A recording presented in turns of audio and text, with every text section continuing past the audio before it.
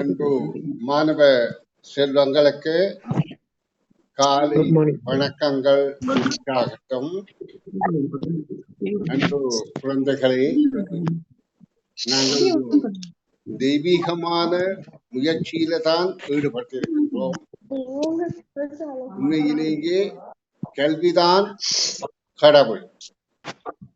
கல்வி கற்பது கடவுளை வணங்குவதை விட உருப்படி மேலான செயல்.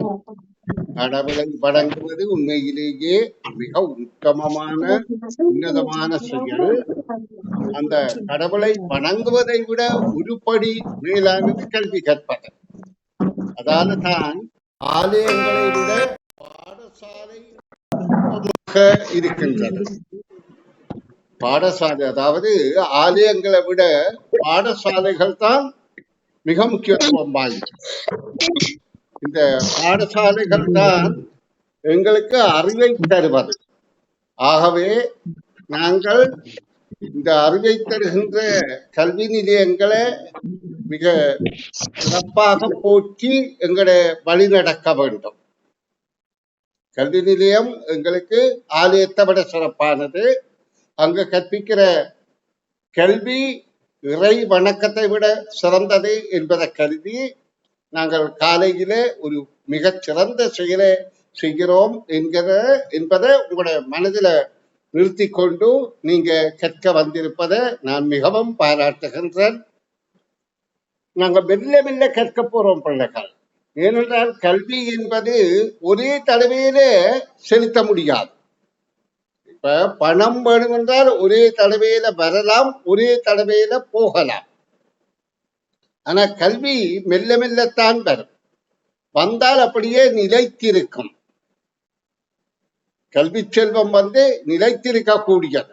அது மட்டுமல்ல, திருவள்ளுவர் சொல்றார், எங்களுக்கு 7 பிறப்புகளுக்கும் அந்த கல்வி செல்வம் எங்களோட வருமா. பிறப்புண்மையோ பொய்யோ எங்களுக்கு தெரியாது. நாங்க கற்ற, அதாவது அவர்கள் சொல்றதை ஏற்றுக்கொள்வோம். அப்ப நாங்கள் செல்வமாக கருத வேண்டியது கல்விதான். அப்ப கல்வி பெறுவதில நீங்க இந்த அளவு ஆர்வம் செலுத்துறது மிகுந்த வரவேற்கத்தக்க செயல் என்று கூறிக்கொண்டு நான் இன்றைய கற்பித்தலுக்கு நுழைய போகின்றேன். மற்ற பிள்ளைகள் இப்ப கிட்டத்தட்ட 80 பிள்ளைகளுக்கு மேலே பயிற்சி புத்தகத்துக்கு நேற்று கேட்டிருந்தீர்கள். அந்த பயிற்சித்தாள்களுக்கு அனைவருக்கும் நேற்று கொஞ்சம் பேருக்கு அனுப்பியாச்சு. இன்றைய தினம் முழுவதும் அனுப்பப்படும். அப்ப அனுப்பப்பட்டால் உங்களுக்கு வெள்ளி சனி கிடைத்துவிடும். அப்ப திங்கட்கிழமையில இருந்து நான் அந்த பயிற்சி பக்கங்களை காட்டாமல் உங்களை நேரடியாக பார்த்து வைட் போர்டை காட்டி கற்பிப்பது சுலபமாக இருக்கும். ஏன்னா பரிச்சைத்தாளை காண்பித்து கொண்டு கற்பிப்பது உங்களை பாராம கற்பிக்கிற மாதிரி. அப்ப நான் உங்களை நேரடியாக பார்த்து கற்பிக்கிறதான் நான் கூட விரும்புறது. ஆன முறையில நான் வார திங்கட்கிழமையில இருந்து உங்களை நேரடியாக பார்த்து கற்பிக்கக்கூடிய ஒரு நிலைப்பாடு இருந்திருக்கும் வந்துவிடும். காரணம் என்றால் நீங்கள் அனைவரும் பரிச்சைத்தாள் பெற்றுவிட்டால் நான் இப்படி பரிச்சைத்தாளை காட்டி காண்பிக்க வேண்டிய தேவையில்லை. நீங்க பரிச்சைத்தாளை பார்க்க நான் நேரடியாக உங்களுக்கு விடை விளக்கங்கள் உங்களுடைய முகத்தை பார்த்து சொல்லக்கூடியதாக இருக்கும். பெரும்பாலும் எல்லா பிள்ளைகளுக்கும் வார திங்கள் கிடைத்து விடும் என நினைக்கிறேன். திங்களுக்குள்ள அப்படி திங்களுக்குள்ள கிடைக்காட்டி புதன்கிழமையில இருந்து எல்லாருக்கும் இந்த முறையில கற்பிப்பது சிறப்பானது என கூறிக்கொண்டு நான் இப்ப வகுப்பினில் நுழைவோம். இப்ப நாங்க 2வது பயிற்சித்தாள் பார்த்து கொண்டிருக்கிறோம். அதுல 12வது வினா கவனிங்கோ. ABC 1 2 3 ஆயின் BCA, அதாவது இங்க ஆங்கில எழுத்துக்கள் தந்திருக்கு. உங்களுக்கு தெரியும் ஆங்கில எழுத்துக்கள்ல ABCD என்று சத்வரையில 26 எழுத்துக்கள் இருக்குது. இந்த எழுத்துக்களின் ஒழுங்கு, அதாவது அகர வரிசை, தமிழ்ல அகர வரிசை என்று சொன்னால் ஏபிசிடி, அதாவது ஆனாவன்னா மாதிரி ஏபிசிடி என்பது ஆங்கில எழுத்துக்கள். அதுல 1, 2, 3வது எழுத்தாக இந்த 3 எழுத்துக்களும் இருக்கின்றது. அப்ப இதுல முதலாவது எழுத்து ஏ, இரண்டாவது பி, மூன்றாவது சி, அந்த ஒழுங்கிலேயே அங்க இருக்கின்றது. அப்ப இதே போல அடுத்த எழுத்து பி சி ஏ என்றது மாறி இருக்கிறது. அப்ப நாங்க இந்த பி என்பதற்கு 2, சி என்பதற்கு 3, ஏ என்பதற்கு 1. அப்ப விடையாக 2, 3, 1 பெறும். அப்ப இரண்டாவது விடைதான் பொருத்தமானது. அப்ப நாங்க இங்க எதிர்த்த கண்டுபிடிச்சிருக்கிறோம், அதாவது முதல் எழுத்தின் தொடர் இலக்கத்தை வைத்துக் கொண்டு பிறகு குழம்பியுள்ள எழுத்துக்களுக்கு இலக்கங்களை போட்டு அதற்குரிய பிரதியீடாக ஒரு எண்ணை கண்டிருக்கிறோம். இதை பிரதியீடு என்று சொல்லலாம். என்னென்று ஏக்கு பதிலாக 1, பிக்கு பதிலாக 2, சிக்கு பதிலாக 3 என்றால் அந்த பிசிஏ என்பது அந்த எழுத்துக்களை அப்படியே பிரதி பண்றது. சரி, இனி அடுத்த வினாவுக்கு போவோம். உங்களுக்கு தெரியும், நாற்காலி அமர்வதற்கு பயன்படுவது, மேசை அதாவது கல்வி கற்பதற்கு, எழுதுவதற்கு, உணவு உண்பதற்கு போன்றவற்றுக்கு பயன்படும், கட்டில் படுக்கைக்கு பயன்படும், இருப்பதற்கும் பயன்படும்.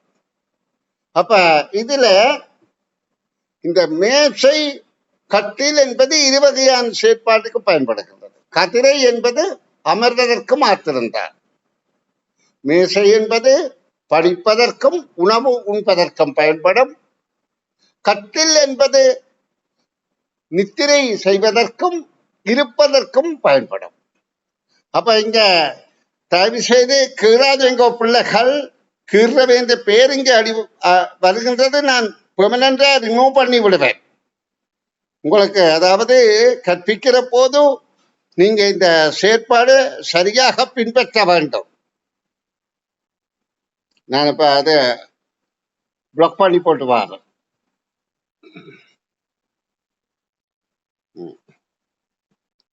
நீங்க செய்கிற குழப்படிகள் எல்லாம் இங்க ஸ்கிரீன்ல காட்டும். அப்படி காட்டினால் உங்களை பெர்மனண்டா பிளாக் பண்ணி விட்டுடுவேன். சரி, அப்ப இந்த 3 பொருட்களை பற்றி உங்களுக்கு சொன்னேன். இதுல வகுப்பறையில இருக்கக்கூடியது எது என்று கேட்கப்படுகிறது. இருப்பவை என்ற பன்மை.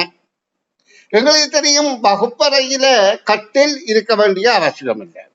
கட்டில் நாங்கள் நித்திரை செய்வதற்கு மாத்திரம்தான் பயன்படுத்துறது. அதுல இருக்கலாம், ஒரு நோயாளி ஒரு வைத்தியசாலையில கட்டில் எந்த நேரமும் நித்திரை செய்ய மாட்டார், அதில் எழும்பி இருப்பார், இருக்கலாம், படுக்கலாம். ஆனால் ஆனபடியால் இப்ப வைத்தியசாலையில கட்டில் இருக்கணும், ஆனா வகுப்பறையில கட்டில் அவசியம் இல்லை. அப்ப வகுப்பறையிலே அவசியமான பொருட்கள் கதிரையும் மேசையும். அப்ப கதிரை மேசை என்கின்ற 3வது விடையாகும். இனி நாங்கள் அடுத்த வினாவை பார்ப்போம். இங்க ஒருவர் நிற்கின்றார். அவருடைய கழுத்திலே அந்த நாங்கள் இதய துடிப்பை அளக்கிற மானி இருக்கின்றது. அப்ப இவர் கடமைக்கு செல்லும் இடம் எது என்று கேட்கப்படுகின்றது. அப்ப இவர் வைத்தியர் என்பதை அறிந்து கொண்டோம். வைத்தியர் எங்க கடமையாற்றுவார் என்று நாங்கள் அறிந்திருக்கிறோம். அதாவது நோயாளிகளுக்கு நோயை குணப்படுத்துவதுதான் வைத்தியரின் செயல். அப்ப வைத்தியர் கடமைக்கு செல்வது வைத்தியசாலை. அப்ப அது ஆங்கிலத்தில் ஹாஸ்பிட்டல் என்று சொல்லப்படும் 1வது படம். இங்கே 2வதுல மேலே ஸ்கூல் என்று அது பாடசாலை. மாணவர்கள் கல்வி கற்பதற்காக செல்லும் இடம் பாடசாலை. அடுத்தது ஹோட்டல் என்று இருக்கின்றது. இந்த ஹோட்டல் என்பது உணவு உண்பதற்கும் தங்குவதற்கும் உரிய இடம். பெரிய ஹோட்டல்கள்ல அறைகள் இருக்கும், அங்க தங்குவதற்குரிய சகல வசதிகளும் இருக்கும். அப்ப தங்குவதற்கும் உணவு உண்பதற்கும் அந்த ஹோட்டல்களிய வசதி இருக்கும். அப்ப இதுல நோயாளிகளுக்கு வைத்தியம் செய்ய வைத்தியர் செல்லும் இடம் வைத்தியசாலை என்பது எங்களுக்கு தெளிவாகிவிட்டது. இனி நாங்கள் அடுத்த தொடர்ச்சியான வினாக்களை பார்ப்போம்.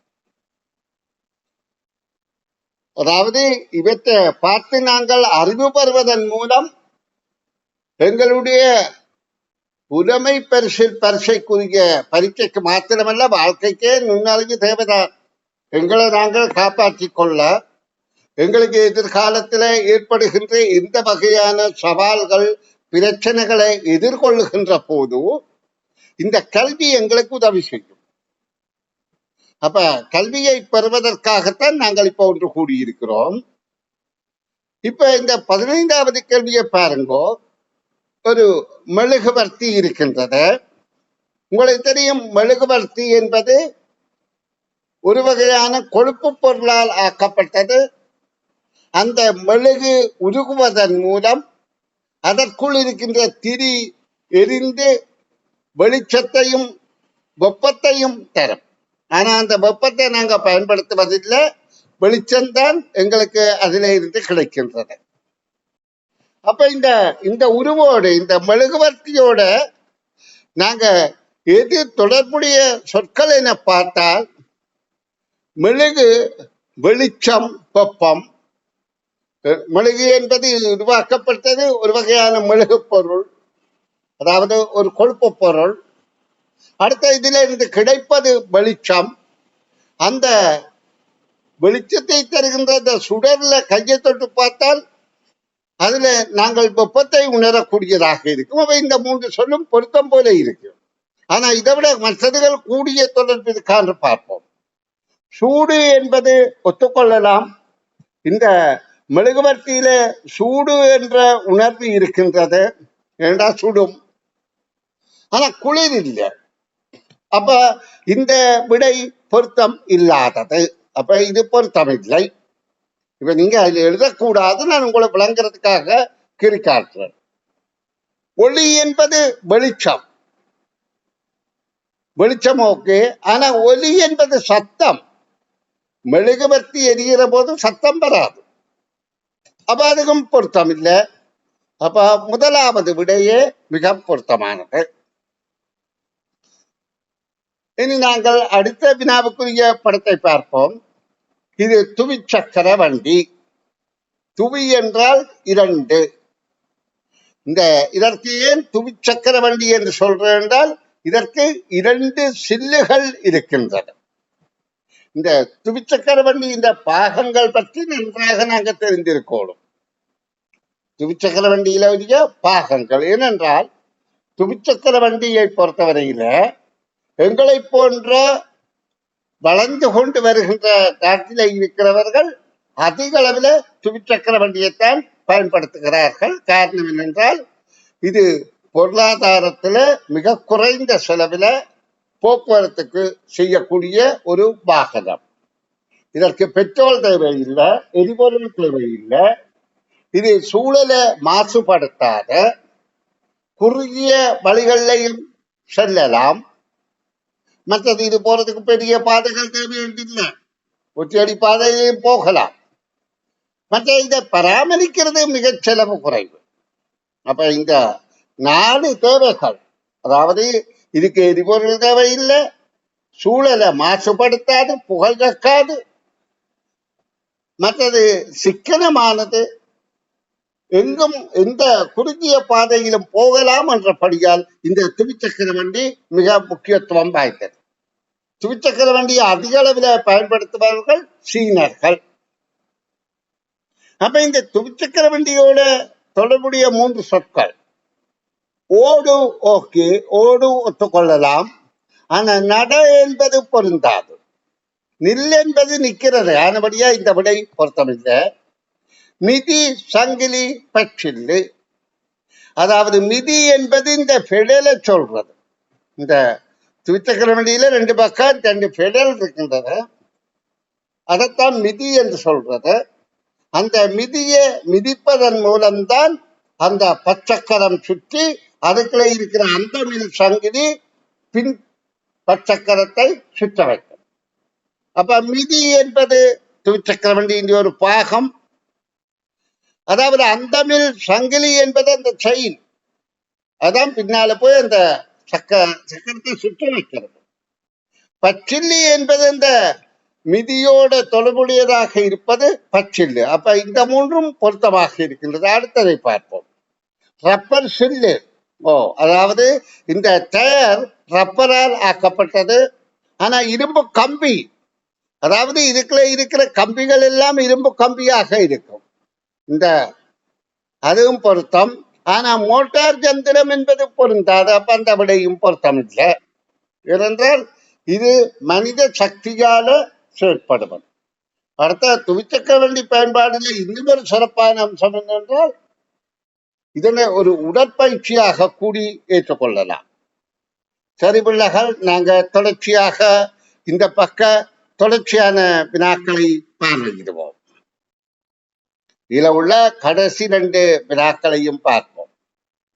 17வது வினா, வாக்கியத்தின் கருத்தை தெரிவு செய்க. சிறகடிக்கும் பறவை. இப்ப கடவுள் ஒவ்வொரு ஜீவராசிக்கு ஒவ்வொரு வகையான ஆற்றலை கொடுத்திருக்கிறார். பறவைகளுக்கு பறக்கிற ஆற்றலை திறமையா கொடுத்திருக்கிறார். அப்ப அது தன்னுடைய வாழ்க்கையில தனக்கு தேவையானவற்றை பறந்து திரிந்து பூர்த்தி செய்து கொள்ளும். மனிதருக்கு நடக்கக்கூடிய இடம்பெயரக்கூடிய ஆற்றலை கொடுத்திருக்கிறார். அப்ப நாங்க நடந்து திரிந்து எங்களோட தேவைகளை நிறைவேற்றுவோம். மீன்களுக்கு நீந்தும் ஆற்றலை கொடுத்திருக்கிறார். அவை நீந்தி தண்ணீர்ல உணவுகளை பெற்றுக் கொள்கின்றது. அப்ப பாருங்க, ஒவ்வொரு ஜீவராசிக்கும் ஒவ்வொரு வகையான ஆற்றலை கொடுத்திருக்கிறார். தரையில இருப்பவர்களுக்கு நடக்கக்கூடிய ஆற்றல், தண்ணீர்க்க இருக்கிறது நீந்தக்கூடிய ஆற்றல், தரையில இருந்து ஆகாயத்துல பறந்து தன்னுடைய உணவுகளை பெறுவதற்காக பறக்கும் ஆற்றலையும் கொடுத்திருக்கிறார் பறவைகளுக்கு. அப்ப இந்த ஆற்றல் என்பது திறமை ஆற்றல், அது கடவுளால் வழங்கப்பட்டது. இதுல இந்த தாவரங்களுக்கு அதாவது நடக்கவோ நீந்தவோ பறக்கவோ தெரியாது. ஆனால் தாவரங்கள் நிலையாக ஒரே இடத்துல நின்று தங்களுக்குரிய உணவை தயாரிக்கிற ஆற்றலை கொடுத்திருக்கிறார். மற்ற எந்த உயிரினமும் இன்னொரு இடத்துக்கு போய்த்தான் உணவை தேடணும். இப்ப பறவையோ மிருகமோ அல்லது மனிதரோட தரையில நடந்து போய் உணவை தேடணும். பறவைகள் என்றால் பறந்து உணவை தேடும். மற்ற மீன் என்றால் நீந்தி உணவை தேடும். ஆனா இந்த தாவரங்கள் தங்களோட உணவை எப்படி தேடுது? அது தங்கள தாங்களே உணவை தயாரிக்கிறது. இப்படி விசாலமாக நீங்கள் அறிவை விருத்தி செய்து கொள்ளுங்கள். இதான் அறிவு, இதான் உங்களை காப்பாற்ற போறது. அப்ப அறிவை பெறுவதில் மிகுந்த ஆர்வமாக இருக்கும். அப்ப இதுல சிறகடிக்கும் பறவை என்றால் பறவைகள் பறப்பதற்கு இது ஒரு உறுப்பு தேவை, அதான் சிறகு. அந்த சிறகை அடித்தால் தான் அதற்கும் பறக்கக்கூடிய ஆற்றல் பெறும். அப்ப இது வாலர்ந்த பறவை என்பது தவறான சொல். அதாவது வால் என்பது பறவைகளின் பிற்பகுதியில இருக்கிற ஒரு பாகம். அது சிலவேளை அணிலின் வால் எல்லாம் ஒரு மரத்துல இருந்து இன்னொரு மரத்துக்கு கொப்புக்கு அணில் தாவுகின்ற போது அந்த இலக்கு தப்பாம இருப்பதற்கு அது பயன்படுது. அதே மாதிரி பறவைகளும் திசைகளை மாற்றுவதற்கு அந்த பின் வால் செட்டைகள் சிறகுகள் பயன்படுகின்றது. சிறகொழிந்த பறவை என்பதும் பொருந்தாது. சிறகொழிந்த பறவையால பறக்க முடியாது. இப்ப எப்படி கால் இல்லாதவர் நடக்க முடியாதோ, கால் இல்லை என்றால் நடப்பது கஷ்டம். அதே மாதிரி சிறகொழிந்தால் பறக்க முடியாது. மீன்களுக்கும் அந்த இறக்கைகள் இல்லை என்றால் அதால் நீந்த முடியாது, செட்டைகள். அப்ப பறக்கும் பறவை என்பது தான் இங்கே மிக பொருத்தமான சொற்கள் ஆகும். இனி நாங்கள் 18வது வினாவுக்கு நுழைவோம். இது விளக்கில் ஒரு விளக்காம் வெண்ணிலாவே. அப்ப இங்க இந்த ஒரு பாடலின் ஒரு வாக்கிய பகுதி, இது விளக்கில் ஒரு விளக்காம் வெண்ணிலாவே. அப்ப நாங்க இதுல இந்த வெண்ணிலாவே என்ற சொல்லின்ற கருத்து என்னென்றால், வெண்ணிலா என்பது வெண்மையான நிலா தண்ணி சேர்ந்துதான் ஒரே சொல்லா வந்திருக்கும். வெண்மையானது என்றால் வெள்ளையானது. நிலா என்பது சந்திரன். அப்ப மிக வெள்ளையாக தெரிகின்ற சந்திரன் எப்ப எங்களுக்கு தெரியும்? பௌர்ணமி தினத்துல தெரியும். அதாவது பௌர்ணமி நாட்கள்ல சந்திரன் பிரகாசமாக தெரிகின்றது. சந்திரனுக்கு சுயமாக வெளிச்சம் இல்ல பிள்ளைகள். சூரியன் வெளிச்சம் சந்திரன்ல பட்டு தெரிக்கின்றது. அப்ப இந்த கவிதையில இந்த பாடல்ல இது விளக்கில் ஒரு விளக்காம் வெண்ணிலாவே அப்படி என்றால் 2 விளக்குகள்ல, விளக்கு என்றால் வெளிச்சம் தருவது. அப்ப உலகுக்கு வெளிச்சம் தருவது 2 பொருட்கள், 2 விளக்குகள். என்னென்ன விளக்கு? சூரியன், சந்திரன். இந்த பாடல் 2 விளக்குகள். அந்த 2 விளக்குகளில் ஒன்றாகிய சந்திரனே, இது விளக்கில் ஒரு விளக்காம் வெண்ணிலாவே. அதாவது 2 வெளிச்ச விளக்கு இருக்கின்றது. ஒன்று மிக பிரகாசமான வெளிச்சம் சூரியன். இந்த சூரியன் ஒளிபட்டு வெளிச்சம் தருவது சந்திரன். அதுலயும் கொஞ்சம்தான் வெளிச்சம் இருக்கின்றது சந்திரன். ஆனா அது பௌர்ணமி தினத்துல மிக பிரகாசமாக தெரியும். இந்த சந்திரன் பூமிக்கு ஒரு உபகோள். அப்ப இதுல இரு விளக்கில் ஒரு விளக்காம் வெண்ணிலாவே என்பதின் கருத்து சூரிய சந்திரனில் ஒன்றான சூரியனே என்பது பொருந்தாது. சூரிய சந்திரனில் ஒன்றான சந்திரனே என்பதுதான் பொருந்தும். மின்விளக்கு என்ப குப்பி விளக்கு எரிகின்றன என்பது மிக பொருத்தமில்லாத நகைச்சுவையான விடை. அப்ப 2வது விடைதான் பொருத்தமாக இருக்கின்றது. நன்ற மாணவ செல்வங்களே, நாங்கள் இப்ப இந்த 2வது பயிற்சித்தாள்ல ஒவ்வொரு பக்கமாக தெளிவாக படித்துக் கொண்டிருக்கிறோம். இது 2ஆந்தர 3ஆந்தர பயிற்சிகள், அதாவது பரீட்சைக்குரிய, அதாவது தரத்துக்குரிய பரீட்சைத்தாள்கள். இதுல மொத்தம் 22 பரீட்சைத்தாள்கள் இருக்கின்றன. இந்த பரீட்சைத்தாள்கள் அத்தனையும் டிசம்பர் மாதத்துக்கு முதல்ல நாங்கள் கற்று முடிக்க வேண்டும். அப்ப நீங்கள் இதனை மிகுந்த ஆர்வத்தோடு செய்கின்ற போது உங்களுக்கு நிறைந்த அறிவு கிடைக்கும் என கூறிக்கொண்டு நான் தொடர்ச்சியான பக்கங்களுக்கான வினாவிடை விளக்கம் தர இருக்கிறேன். அன்பு குழந்தைகளே, சிலர் இதுல நித்திர தூங்க பார்க்கிறீர்கள். உங்களுக்கு ஏன் நித்திர வருது? உடம்பு களைச்சு போயிருந்தால் நித்திர வருது. அதான் நீங்க நேரத்தை படுத்தி பொழும்பி இருக்கிறீர்கள். இப்ப உங்களுக்கு நித்திர வருது என்றால் அதுக்கு காரணம் என்னன்னா உங்களோட சோம்பல்தனம். நீங்க மனதை உற்சாகமாக மாற்றுவீங்களா இருந்தால் உங்களுக்கு நித்திரை வரவே வராது. அதாவது என்னென்றால் எது முக்கியமோ, இப்ப நீங்க நினைக்கணும் உண்மையிலேயே நான் படிக்க வேணும், அறிவு பெற வேணும் என்று நினைத்தால் நித்திரை வரவே வராது. அப்ப நீங்க அதுக்கு முக்கியத்துவம் கொடுத்தால் இந்த நித்திரை தானாக போயிடும். அது கொஞ்ச நாளைக்கு கஷ்டமாயிருந்தாலும் பழக பழக நல்ல ஒரு பழக்கம் இது. அதிகாலையில் எழுந்து படிக்கிறது மிகச் சிறப்பான பழக்கம். நீங்க இதன் பயனை பிற்காலத்தில் அனுபவிப்பீர்கள். எப்படி? நீங்க நினைக்கிற மாதிரி வரலாம்.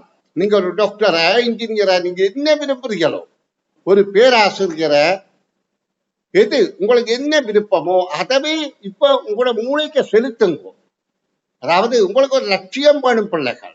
நாங்கள் ஒரு ஊருக்கு போறோம் என்றால் எந்த ஊருக்கு போறோம் என்று எங்களுக்கு தெரிஞ்சா தானே ஊருக்கு போகலாம். இப்ப நீங்க யோசிச்சு பாருங்க, நீங்க கொழும்பு போகணும்னு நினைக்கிறீர்கள். அப்போ உங்களோட மனதில் என்ன நினைக்குது? நான் கொழும்பு போக வேண்டும் என்று தெரிந்த பிறகுதான் கொழும்பு நோக்கி நீங்க போறீங்க. அதே மாதிரி உங்களுக்கு உங்களுடைய இந்த சின்ன வயதிலேயே உங்களுடைய அறிவில, உங்களோட மூளையில உங்களுடைய எதிர்கால லட்சியத்தை உருவாக்குங்க. அதை உருவாக்குனாதான் நீங்க சிறப்பாக செயற்படலாம். இப்ப நீங்க கொழும்பு போகணும் என்றால் வீட்டுக்கு இருந்தா போல கொழும்பு வருமா? இல்லை. நீங்க போகணும், பஸ் ஏறணும் அல்ல ட்ரெயின் ஏறணும், ஏதோ ஒரு வாகனத்தில் ஏறணும், அதுக்கு இருக்கணும், கொஞ்ச நேரம் நினைக்கல வேணும், போய் சேரணும், சிரமப்படணும். அதே போல நீங்கள் உங்களுடைய எதிர்காலம் சிறப்பாக அமையணும் என்று சொன்னால் நீங்க என்ன செய்கிறீர்கள்? அதை நினைத்து உங்களுடைய முயற்சியை செய்ய வேண்டும். கொஞ்சம் சோம்பலா இருக்கும், அது பழகி போச்சு சோம்பல்தனம். அந்த சோம்பல்தனத்தை விரட்டி கொண்டு நீங்க படிக்கிற ஆட்டத்துல இருங்கோ. உங்களை சிறந்த நிலைக்கு உருவாக்க முடியும் என கூறிக்கொண்டு நான் இப்பொழுது உங்களுக்கு அடுத்த பக்கத்தை விளக்கம் தரப்போறேன். கவனிங்கோ பிள்ளைகள். இப்படி பக்கம் பக்கமாக எடுத்து நான் விளக்கம் தருவதில் உள்ள சிரமம் உங்களுக்கு புரிந்து கொள்ளுதோ.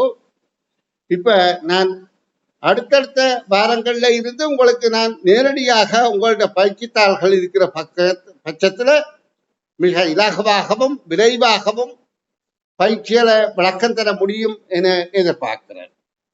இப்ப இது 4வது பக்க வினாக்கள். இதுல மொத்தம் 8 பக்கங்கள் இருக்கின்றது. ஒரு பயிற்சியில 50 வினாக்கள் இருக்கின்றது. இப்ப இதுல பாருங்க, 3 படங்களும் குறிக்கும் கருத்து. அப்ப இந்த படங்களுக்குரிய சொற்களை நாங்கள் புரிந்து கொள்ளணும். இது கடிகாரம். கடிகாரம் என்பது நேரத்தை கணிப்பது. இது நாட்காட்டி. நாட்காட்டி என்பது திகதிகளை, அதாவது மாதத்தில் உள்ள திகதிகளை குறிப்பது. இது சூரியன். இதுதான் பூமிக்கு, அதாவது பகற்காலம் இரவு காலத்தை அறிய உதவுவது. அதாவது சூரியன் ஒளிபட்டால் பகற்காலம், சூரியன் ஒளி இல்லாத போது இரவு காலம். அப்ப இந்த 3 படங்களும் என்னத்தை குறிக்கின்றது? இது குறுகிய காலம், இது ஓரளவு நடுத்தரமான காலம், அதாவது நாட்கள் நீண்ட காலம். ஆனால் இந்த காலத்தை எல்லாம் உண்டு பண்ணுவது இந்த சூரியன். சூரியன் என்பது ஒரு பெரிய பிரமாண்டமான தீப்பந்தமாக இருக்கும் ஒரு கோள். அதான் அந்த குடும்பத்தின், இப்ப ஒரு குடும்பத்துல அப்பா தானே தலைவர். அதே மாதிரி இந்த குடும்பத்துல நாங்கள் இருக்கிற பூமியை ஒரு குடும்பமாக எடுத்தால், இந்த பூமி யாருடைய ஒரு அங்கத்தவர், யாருடைய ஒரு பிள்ளை என்றால் சூரியனுடைய ஒரு பிள்ளை என்று நாங்கள் கருதலாம். சூரியன் தான் தந்தை. அப்ப நாங்க சூரிய குடும்பத்துல இருக்கிற மக்கள். அப்ப சூரியன் தான் இந்த பூமிக்கு வெளிச்சத்தை தருவது. வெளிச்சம் இல்லை என்றால் பல செயற்பாடு முடங்கிடும். அப்ப எங்கட பூமியை இயங்க வைக்கிறதே சூரியன் தான். அப்ப இந்த 3 என்னத்தை கருதுகின்றது என்றால், இதுல காலம் என்பதைத்தான் குறிக்கின்றது. கடிகாரத்துல குறுகிய காலம், நாட்காட்டியில நீண்ட காலம், சூரியன் இந்த காலத்தை உண்டு பண்ணுகின்றது. அப்ப காலம் என்ற சொல் உங்களுக்கு விளங்கிவிட்டது. இனி நாங்கள் அடுத்த வினாவை பார்ப்போம். அடுத்த வினாவில கப்பல், கடல்ல செல்கிற கப்பல், ஆகாயத்துல செல்கின்ற கப்பல், விமானம், சிற்றூர்தி, அதாவது மகிழுந்து என்று சொல்றது, மகிழ்ச்சியாக உண்டு செல்கின்ற வாகனம் கார். இந்த 3 என்னத்திற்கு பயன்படுகின்றது?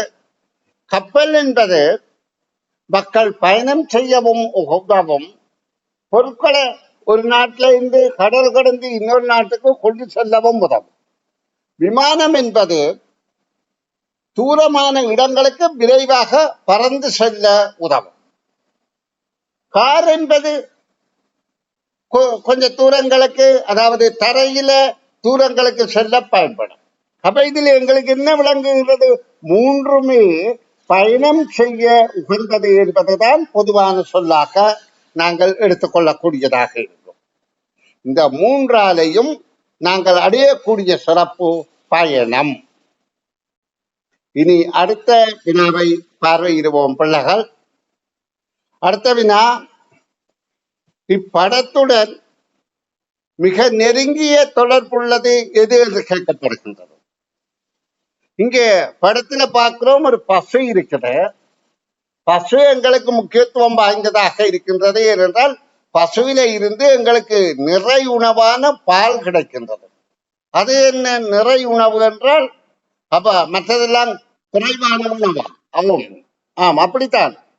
நிறை உணவு என்றால் சகல ஊட்டச்சத்துக்களும் நிறைந்தது நிறை உணவு. அப்ப அந்த நிறை உணவு எங்க கிடைக்கின்றது என்றால், 3 வகையான நிறை உணவுகள் இருக்கின்றது. ஒன்று தாய்ப்பால், அது குழந்தை பருவத்தில் கிடைப்பது. மற்றது பசுப்பால் அல்லது பால் வகை, அது மிருகங்கள்ல இருந்து கிடைப்பது. அடுத்தது முட்டை, கோழியிலிருந்து கிடைப்பது, பறவைகளிலிருந்து கிடைப்பது. அப்ப இந்த மூன்றும் தான் நிறை உணவு. அது தாய்ப்பால் குழந்தை பருவத்துல மட்டும்தானே குடிக்கிறோம். அப்ப இந்த பாலும் முட்டையும் தான் நாங்கள் எந்த பருவத்திலும் பெறக்கூடிய நிறை உணவு. அப்ப இந்த பசுவில இருந்து எங்களுக்கு அது கிடைக்கின்றபடியால் அதோடு தொடர்புடைய சொற்கள், பசுவோடு தொடர்புடையது. மிருகம், உழவு, சாணம் என்பது மிருகம், இது ஒரு வகையான மிருகம். இது உழவுக்கு பயன்படுகிறதா? இல்லை. உழுவதற்கு பயன்படுவது காளை, ஆண் மாடு. இது பெண் மாடு. இதை உழ பயன்படுத்துவதில்லை. இது வண்டி இழுப்பதற்கோ உழுவதற்கோ இந்த பசுமாட்டை பயன்படுத்துவது இல்லை. இது கிராமங்கள்ல நீங்கள் பசு மாடு வளர்த்தால், காளை மாடு வளர்த்தால் தான் தெரியும். அப்ப காளை மாடுகள் தான் ஆண் மாடுகளைத்தான் கஷ்டமான வேலைக்கு பயன்படுத்துறது. பசு பால் தரும், கன்று ஈனும். அப்ப இந்த முதலாவது விடை இதுக்கு பொருந்துவதற்கு நியாயமில்லை. அடுத்தது பால் சாது நிறையுணவு. ஓம், காளையை விட பசு கொஞ்சம் கூடின சாதுவானது. காளைக்கு சில வேளை கோபம் வந்து விட்டால் கொம்பால குத்தும். ஆனா பசு அப்படி இல்லை. அப்ப இந்த மூன்றும் உள்ள குறிக்கின்றது பசுதான். அடுத்தது வெற்றியடிப்பில் வர வேண்டியது எது என்று கேட்கப்படுகின்றது. இந்த பாகங்களை பாருங்க பிள்ளைகள். இந்த முதலாவது தரப்பட்ட உருவிந்த ஒரு பாகமாக இதுவாக கருதலாம். அடுத்தது இது இந்த பாகமாக கருதலாம். இப்படி நாங்கள் ஒவ்வொரு பாகமாக கருதி கொண்டு போகிக்க, அதாவது இந்த பாகம் நாங்கள் பார்த்து விட்டோம். மேலே இருக்கிறது இந்த பாகம், கீழே இருக்கிறது இந்த பாகம், அடுத்தது இப்படியான ஒரு பாகம் வந்திருக்கு. அப்ப இதுல வராத பாகம் எது என்றால் இந்த ஒரு கூடு. அப்ப கேள்விக்கான விட இது. அப்ப இந்த வடிவத்தை பூரணமாக்குவதற்கு முதலாவது, நல்லா கவனிங்கோ, இந்த வடிவம் பூரணமாவதற்கு முதலாவது இந்த கரை, பிறகு இந்த கரை, பிறகு மேல, பிறகு கீழே, பிறகு இந்த கோடு வந்திருக்கு. அப்ப அடுத்ததாக வர வேண்டியது எது என்றால் இந்த கோடு. இனி நாங்கள் அடுத்த வினாவுக்கு விடை காணும் விளக்கத்தை பார்ப்போம். அடுத்தது தொடர்பு இல்லாதது என்று கேட்கப்பட்டிருக்கும். இங்க ஒன்றுக்கொன்று ஏதோ ஒரு தொடர்பு இருக்கின்றது. அதாவது இங்க நாங்க அவதானித்தால் எங்களுக்கு தெரியுது, காலுக்கு சப்பாத்துக்கு தொடர்பு இருக்கு. ஏன்? பாதத்தை காப்பாற்றுவது சப்பாத்து, பாதணி. எந்த வகையிலே? கல்லு முள்ளு குத்தாமல் நடப்பதற்கு இலகுபடுத்துவது. அடுத்தது முகக்கவசம். முகக்கவசம் முகத்திலே அணிவதன் மூலம் காற்றுக்கள், அசுத்தமான காற்றுக்கள், சூழலில் இருக்கின்ற தூய்மையற்ற சுகாதாரமற்ற பொருட்கள் எங்களுடைய மூக்கினூடாக எங்களுடைய சுவாச உறுப்புகளை பாதிக்காம அணிவது. அப்ப கட்டிலுக்கும் பந்துக்கும் அப்படியான தொடர்பு இல்லை. கட்டில இருந்தொருவரும் பந்தளித்து விளையாடுவது இல்லை. அப்ப இதுல தொடர்பு இல்லாதது என்றது மூன்றாவது விடைதான் பொருத்தமானது. இனி நாங்கள் ஒரு சிறு கேள்வி பார்க்க போகின்றோம். இந்த சிறிய கேள்வி என்னென்றால், 3 வாக்கியங்கள் இருக்கின்றது. இதை தகவல்களை ஒழுங்கமைக்கும் ஆற்றல் என்று சொல்லப்படும். இந்த இடத்துல நான் இத ஸ்கிரீன் ரெக்கார்டிங் செய்கிறேன். அப்ப இதிலே ஒரு முபாரக் என்ற பையன் தன்னுடைய, அதாவது செட் பண்ணி தந்த விஷ காட்டி இருக்கிறார். நான் அப்படியெல்லாம் செய்யக்கூடாது. அப்படி செய்கிறவே வகுப்பால நான் பார்த்து ரிமூவ் பண்ணுவேன்.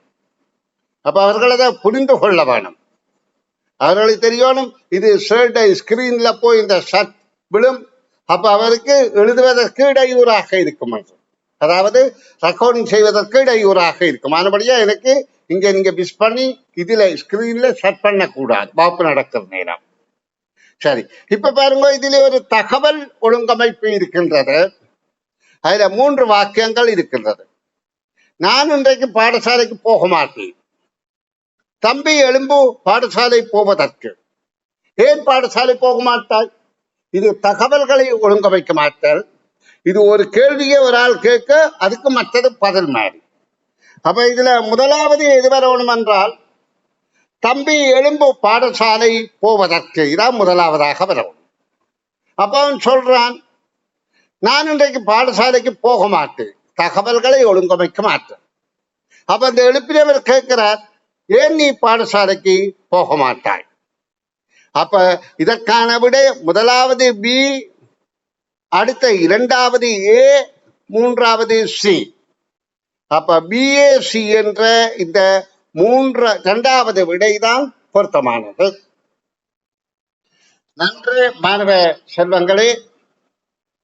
இப்ப நான் இப்படி வகுப்பு நடத்தி கொண்டிருக்கின்ற வேளையில நேரம் சென்றுவிட்டால் இந்த வகுப்பு இடைநிறுத்தப்படுத்தப்படும் சூழ்நிலை.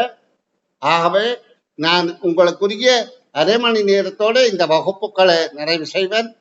தொடர்ந்து படியுங்கோ, கவனமா படியுங்கோ, நிறைந்த பயன் நிச்சயமாக கிடைக்கும்.